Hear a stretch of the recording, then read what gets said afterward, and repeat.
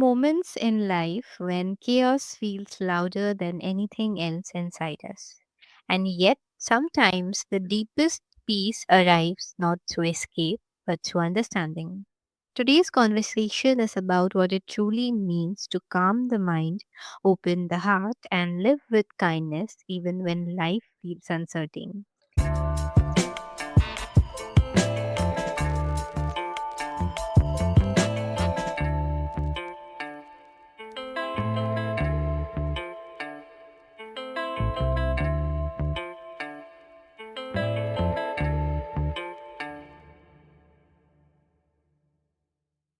Welcome to Mind Over Matter, the space where inner strength, awareness, and resilience meet real life. Today I am joined by Stuart Perrin, who has spent decades exploring meditation and spiritual development through lived experience and deep practice. In this episode, we will explore meditation beyond belief systems, the role of kindness and unconditional love, how concepts like karma and chakras can be understood practically, and what the true nature of a guru really is. This is a conversation about becoming more human, not more perfect. So, Stuart, your journey began at a very young age, witnessing a profound calm at your father's deathbed. So, when you look back now, what did that moment awaken in you that words could not yet explain?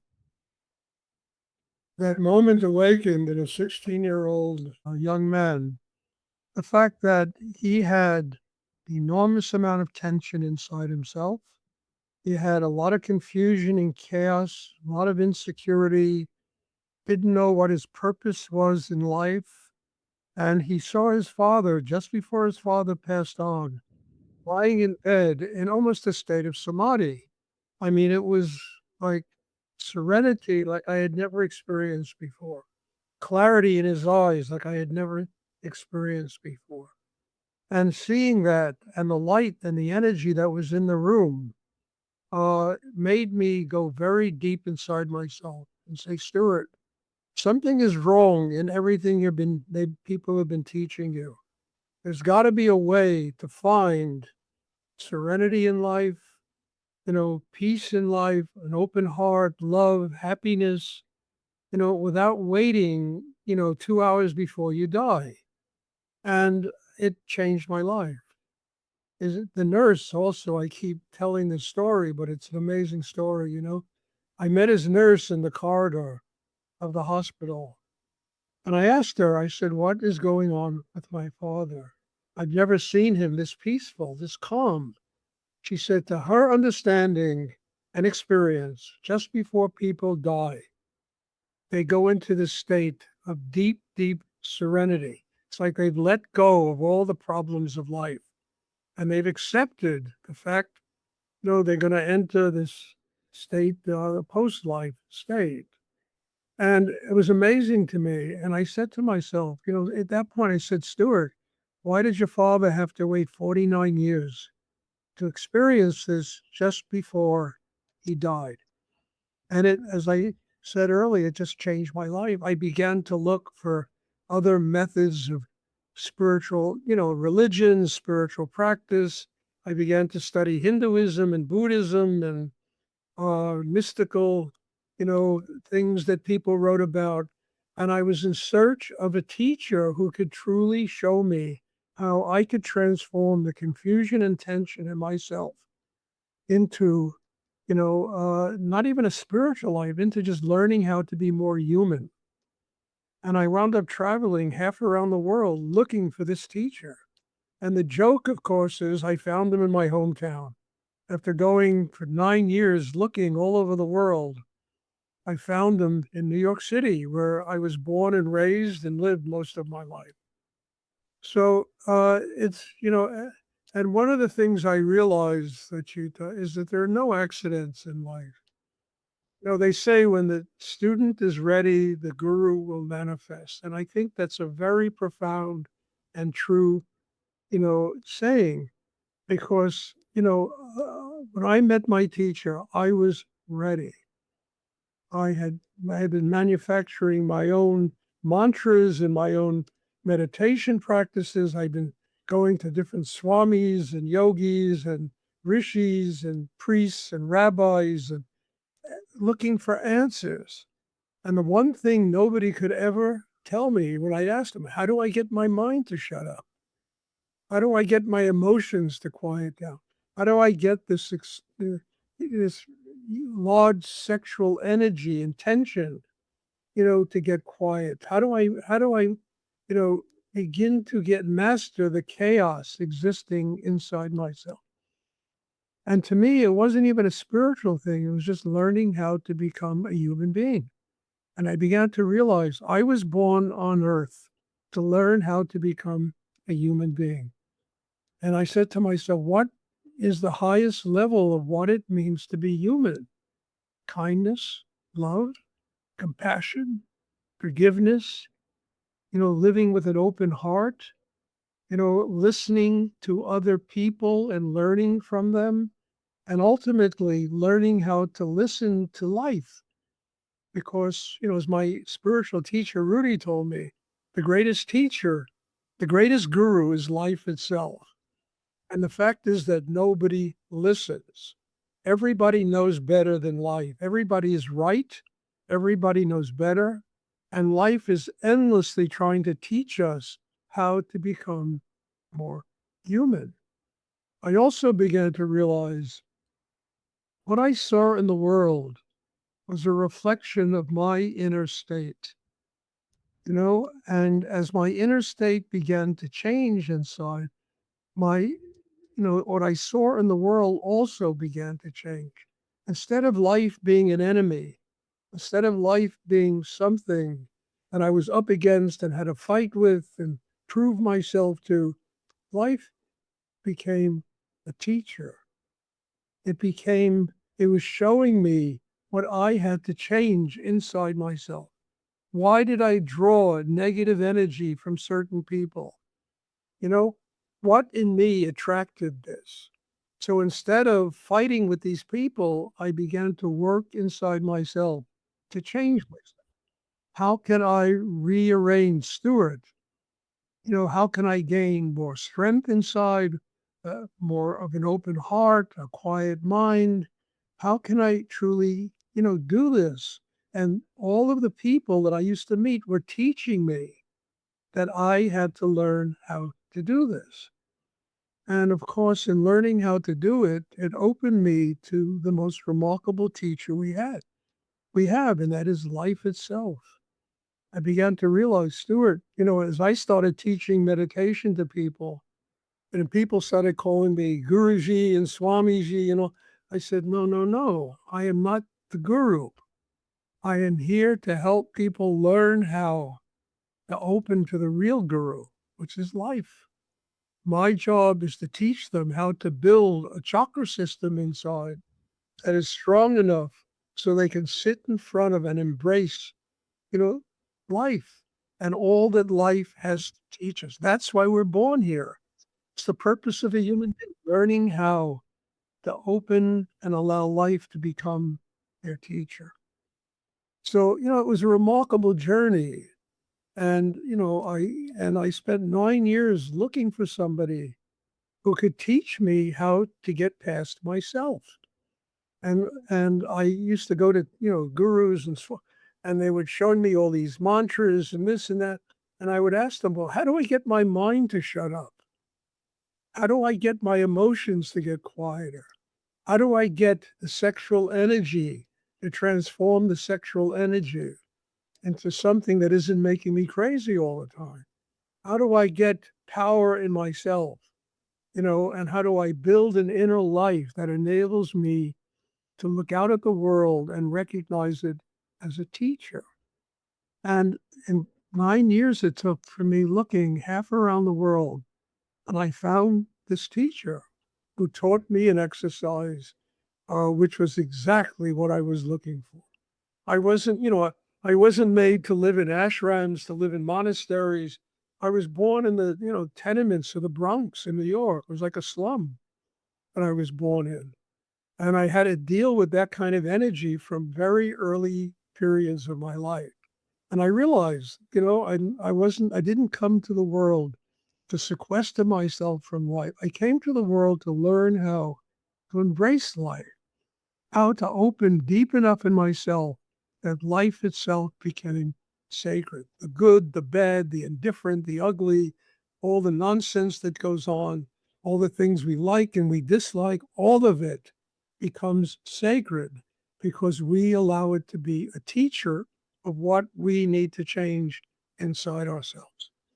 It was a miraculous field of study. And the one person I met in my life who was capable of teaching me this kind of thing was my spiritual teacher. His name was Rudy, Swami Rujananda. He was made a Swami in India. And his meditation technique was the first insight in how to do this, how to live in the world and be free of the world at exactly the same time.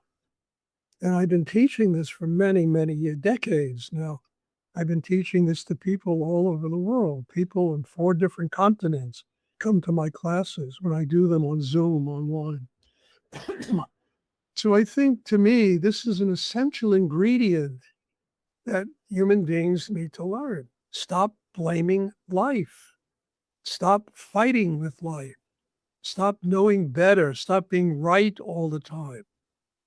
Open to what the universe, what life, and everything we experience every day has to teach us. It takes a very strong person inside to do this. And one has to spend a great deal of time developing the chakra system that enables them to have this kind of capacity. And that's what meditation is all about. Meditation is not a religion, it's not a cult, it's a craft that teaches us how to build an inner life, a chakra system that is strong enough to be able to recognize that we live in a world that is sacred. And the only thing that is missing, you know, is our own consciousness. And if we develop that consciousness, the whole inner life of a human being changes. Wow, that is beautiful, Stuart. Truly, it feels like, we all have so much to learn from you about life. And I loved how you called that life is the guru itself. And the moment that you just shared with us, with your father, that moment, it sounds like the first time you saw peace was not as an idea, but as a lived state. Almost like it was a quiet invitation to search for something deeper. And I'm curious, many people believe that meditation is about escaping thoughts or becoming permanently calm. But from your experience, what do people most misunderstand about meditation? Well, meditation, look, the first thing I learned in the practice that I do was where the foundation of my being was. I learned that most human beings spend 98% of their time in their heads. They're thinking, thinking, thinking, thinking.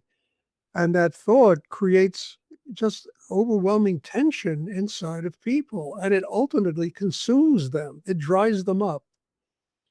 And they don't realize that we have inside ourselves a system called chakras. These are energy centers that exist inside every human being that are a direct link between themselves and higher energy in the universe or God or spirit or whatever one wants to call that.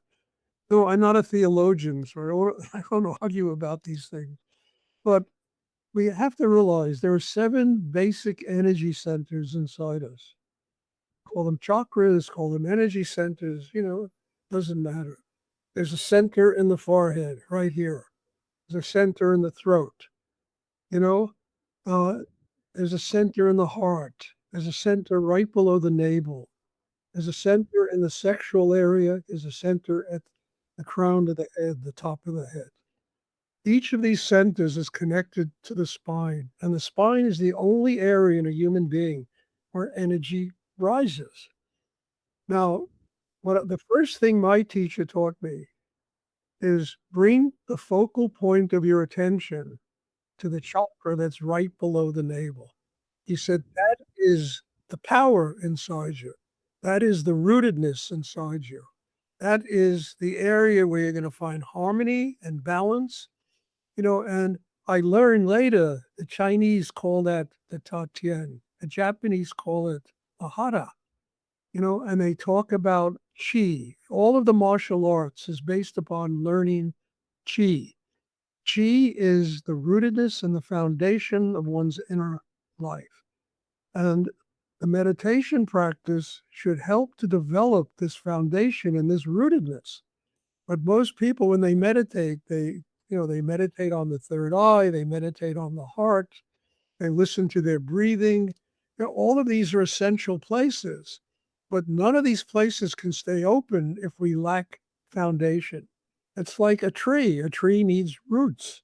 It doesn't have roots and it just falls right over.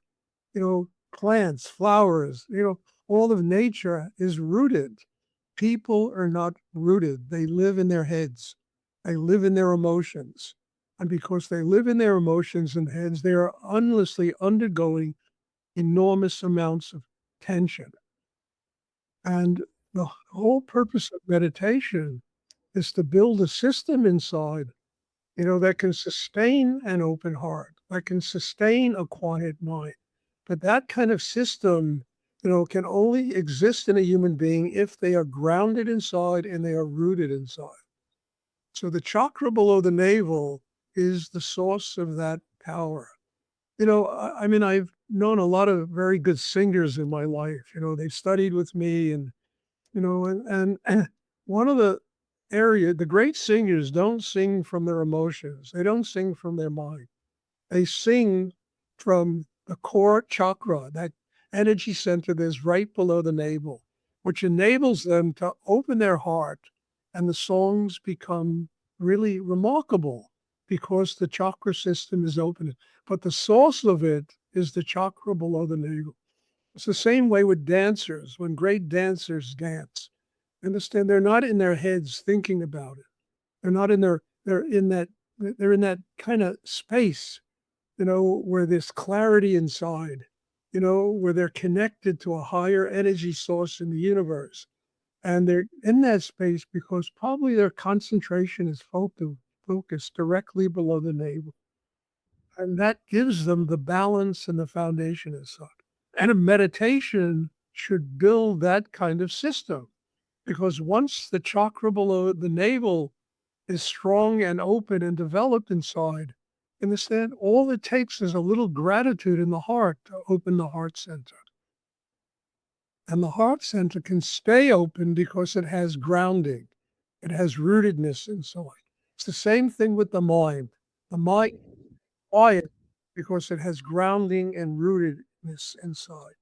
And the incredible thing about an open, quiet mind is we no longer interfere with real knowledge, with real wisdom. The Om sound, when it flows into us from the cosmos, from a higher source of energy in the universe, our thoughts are no longer interfering with our connection to spirit. And that energy comes down, it goes into you know, the third eye, the forehead, the throat, the heart, and it really guides us in our life. We're not being guided by ego, by mind, by what we think is right or wrong. We're being guided by a higher force of energy in the universe. That higher force of energy gives us this ability to determine, what's real, what's not real in the world. That be able to see what is Maya, what is illusion. And and the decisions we make are really part of being guided by a higher force in the universe instead of the tension of the human mind, which always puts us up against everybody else and transforms life from something sacred into something that is just a manifestation of ego, mind, being right, being wrong, knowing better than everybody else, and all that kind of nonsense that creates endless conflict in the world. That is so true. So, meditation is not about shutting life out, but about learning how to meet it differently.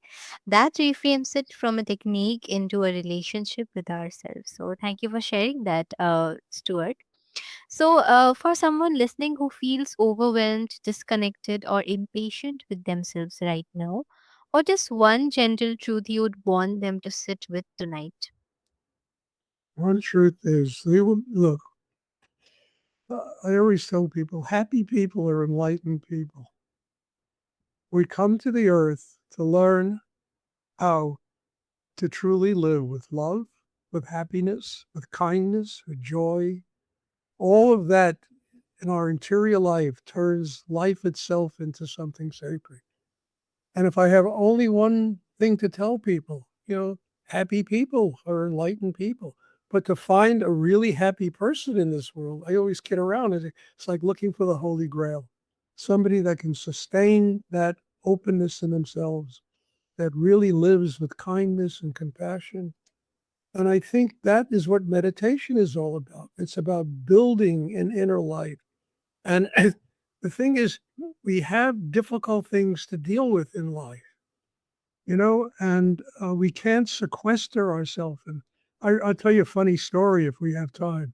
When I used to run a gallery in New York, and I used to sell a lot of Asian art and things from India and China and Japan and places like that. And there was a young girl who came into my gallery, and she was a Tibetan nun. And she and I became very good friends. And she told me her dream was to find a cave in the Himalaya mountains where she could go and spend all her time meditating. So one day she came in the gallery and she said, Stuart, I found a cave. I said, my God, Annie, you must have a great real estate agent to find a cave in the Himal. And she left. Maybe a week, 2 weeks later, she left to go live in that cave. There was a village right next to the cave, right at below in the kind of the base where that cave was in the hills there. And maybe 100 meters, not even 100 meters, 50 meters away from her, there was a sadhu who also was sitting and meditating in the cave. And when the sadhu found out that she was there, he got very jealous and he began creating a nightmare out of this girl's life, and it was a very difficult situation for her. And she said, Stuart, I'd never knew. And the people from the village that used to bring her food and presents, and she was a holy person. They told her, you better leave the cave because you don't know what's going to happen here. So she came back to the United States and she told me this story. And one of the things I wrote in one of my books is like the most sacred place in life is the place where you are. The only thing that's missing is consciousness. We don't have to go to ashrams and monasteries and places, what everybody considers to be sacred places. But I know them. Look, I used to do meditation classes in Pashupatinath in Kathmandu. I've been to shrines all over India, sacred places, and I bow down to the gods there, Shiva and Vishnu and Ganesh and the whole Hindu pantheon and Buddhist pantheon. And I find that, that this is a remarkable energy. But again, the really sacred place is wherever we are. And where we are is where we have to find out how to build a system inside ourselves. And once we need to do that, the gods, the demigods, all of the cosmos will guide us to exactly where we need to go to learn how to build a system inside ourselves that enables us to attain a state of happiness and joy. And to recognize that the real temple is life. That is the real temple. And the only thing that is missing in a human being is their ability to embrace life and to learn from life and to recognize that life is sacred.